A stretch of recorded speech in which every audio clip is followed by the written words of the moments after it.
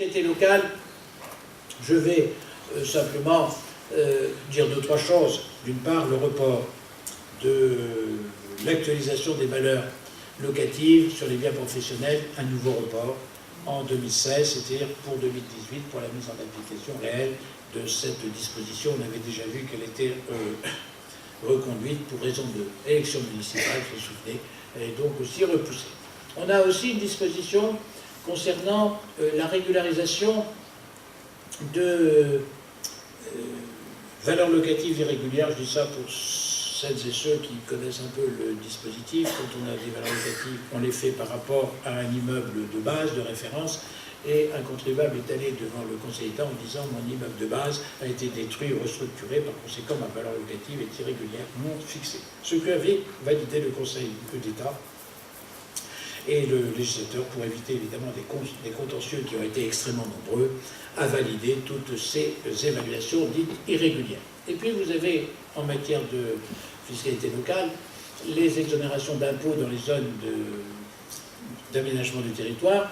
Comme on a vu tout à l'heure les reconductions en matière d'impôts sur les bénéfices, on a la reconduction d'exonération de contribution foncière des entreprises et de taxes foncières lorsque on a une reconduction des régimes d'exonération d'impôts sur les bénéfices. Même période, simplement, c'est la période de 5 ans plus 3 ans avec les abattements de 60, 40 ou 20% qui s'appliquent. Ce sont ces exonérations que l'on peut appliquer.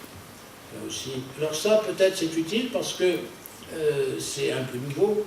Ce sont les quartiers prioritaires de la politique de la ville. Dans ces quartiers prioritaires de la ville, il va y avoir une exonération d'impôts locaux, c'est-à-dire de taxes foncières, de CFE, de CVAE, lorsque des micro-entreprises vont aussi implanter.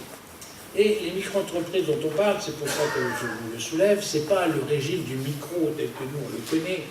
Une micro-entreprise vue de Bruxelles, c'est 2 millions de chiffre d'affaires et 2 millions de bilan et moins de 10 salariés. Et donc pour ces entreprises commerciales qui seront dans ces quartiers de la ville dite prioritaire, la liste a été publiée il y a une quinzaine de jours par Francis Lefebvre, enfin à condition d'aller sur son site. Il y en a 1300, il y aura ces avantages fiscaux qui seront attachés à ces dispositions.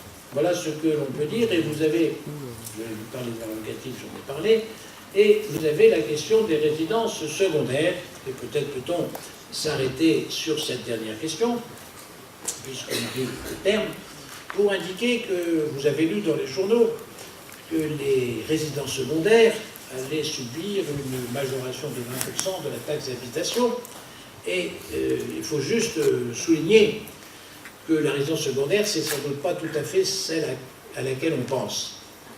On pense aux résidences secondaires à Marseille, à Nice, etc., dans des endroits où il fait beau, enfin quelquefois, et pas aujourd'hui, et simplement, et dont on est propriétaire. En réalité, les résidences secondaires, c'est le fait pour une personne d'avoir plusieurs lieux d'habitation. Qu'il dispose de ces lieux d'habitation, soit parce que c'est sa résidence principale, sa résidence secondaire, qu'il occupe les vacances ou sa résidence professionnelle, dès l'instant que vous n'avez plus d'une résidence, vous avez une résidence secondaire au centre de la ville. Ce qui veut dire que, automatiquement, l'administration va majorer de 20% la taxe d'habitation de toutes les taxes d'habitation qui ne concernent pas la résidence principale du contribuable, que ceux-ci soient propriétaires ou soient même locataires. Imaginez que vous soyez locataire à Marseille et que votre épouse soit locataire à Paris, eh bien il y a deux résidences pour un même foyer fiscal. Donc il y a une résidence secondaire. Il faut comprendre les choses ainsi.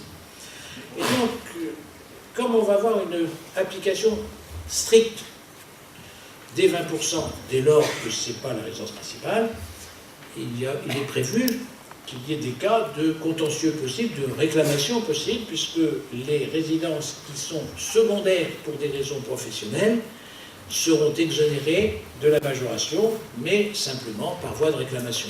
Quand j'aurai été taxé à 20% parce que j'ai une résidence à Marseille, je demanderai le dégrèvement des 20% au motif que c'est pour des raisons professionnelles que j'ai deux résidences. Je crois qu'il faut bien voir ça. Alors évidemment, les collectivités territoriales peuvent, si elles le souhaitent, ne pas appliquer cette disposition. Elles ne peuvent pas le moduler, mais elles peuvent ne pas l'appliquer. Et puis il y a un deuxième cas, un peu moins drôle, qui concerne les résidences pour personnes âgées, puisque à un certain moment, comme on devient résident dans une résidence de personnes âgées, notre résidence qui était la nôtre n'est plus la nôtre, et donc elle devient secondaire, et donc vous avez une majoration de 20%. Là aussi, vous pouvez obtenir un dégrèvement de la majoration de 20% sous la forme de réclamation. C'est un peu du détail, mais c'est ce que je veux dire. Je crois que, à ce stade, j'ai à peu près fait le tour des dispositions de la loi de finances et de l'assurance rectificative, et peut-être avez-vous le temps de me poser des questions. Au contraire, vous avez juste envie de regagner votre chez vous et de quitter le plus rapidement possible la salle, c'est au choix. Je suis à votre disposition.